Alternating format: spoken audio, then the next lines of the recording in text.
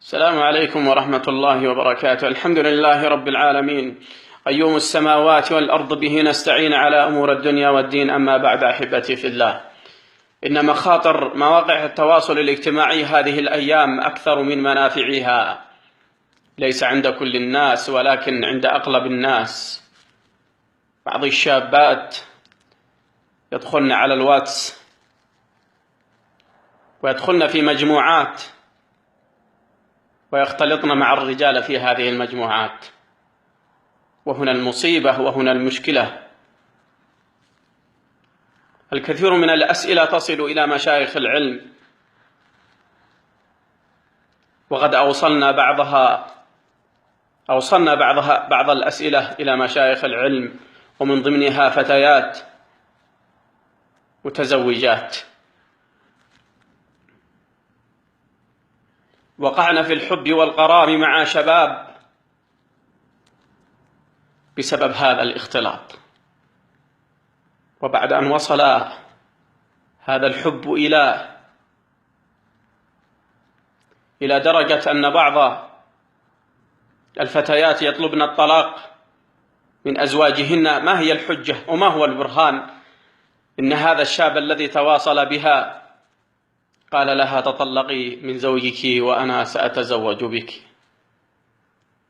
أقسم بالله إنها الحقيقة يا عباد الله،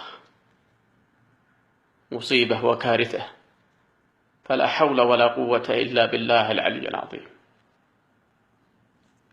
والله العظيم إن هذا الشاب لا يريد أن يتزوج بها، ولكنه يريد أن يخرب بيتها ويدمر حياتها. أنا ذكرت لكم هذا الشيء لأقول لكم: عليكم الحذر يا عباد الله، انتبهوا التفريط والتساهل، احذروا من التفريط واحذروا من التساهل. أنصح البنات وأقول لهن: عليهن أن يتقين الله عز وجل ولا يختلطن بالرجال، فالاختلاط بالرجال مصيبة، والله مصيبة وكارثة عظمى.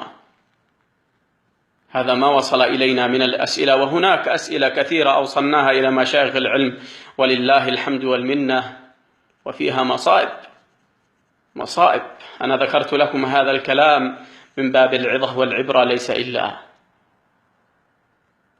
فعليكم أن تتقوا الله عز وجل. أنا أنصح من يفعل هذا الفعل أن أقول له: اتق الله عز وجل في أعراض المسلمين، اتق الله عز وجل في أعراض المسلمين، حافظ على أعراض المسلمين كما تحافظ على عرضك وشرفك. لا يؤمن أحدكم حتى يحب لأخيه ما يحبه لنفسه.